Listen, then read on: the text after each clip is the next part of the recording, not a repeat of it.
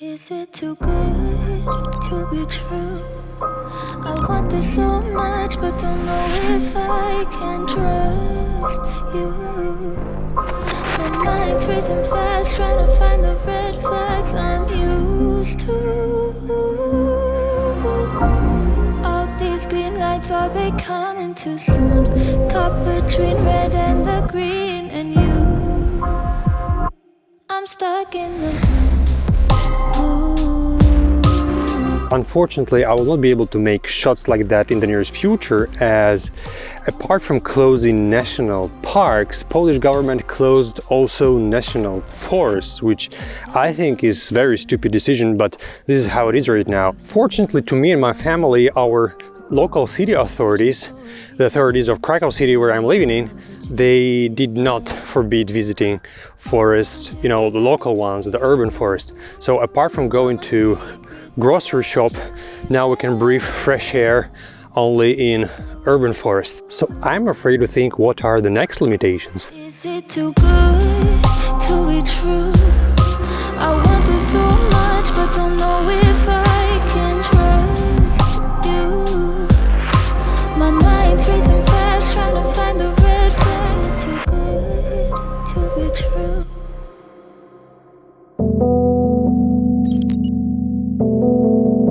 And you know what I should say? These urban forests are beautiful. They're not so bad at all. And there's so many of them in Krakow.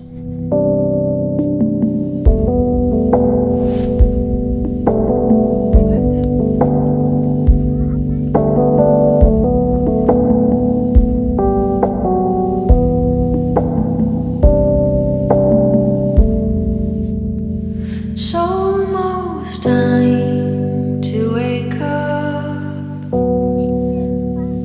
Almost time to face the morning.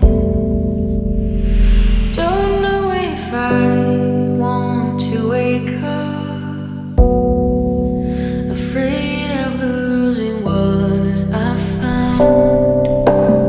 I don't want to make this episode long. I created it just to share with you this sad news about the isolation stuff, about our mobility rights that are constantly shrinking here in Poland. Apparently, the latest no entry to forests regulations, as well as the rule that even the family members, when they're outside, they should keep distance of about 2 meters or 6.5 feet from each other, is unconstitutional, as there is no state of emergency which the government doesn't want to introduce due to several reasons. But the worst about all this is uncertainty. Nobody from authorities knows 100% what people can do and what they cannot. I called municipal police and they didn't tell me if I have a right to go to a city forest, but they assume I do not have such right. However, anyway, the decision is up to an officer. Total nonsense. Okay, I called them the city hall, but they didn't want to make any statements either. Fine, I called the organization that manages the urban forests, but they didn't even want to spell the phrase "you are allowed." They just told me, yeah, you're right, the forests are not closed, but we'll not tell you whether you're allowed to go there or not. This must be some kind of a joke. Police may penalize you without an article, and all you can do is just to not accept the fine and then prove your rights in the court.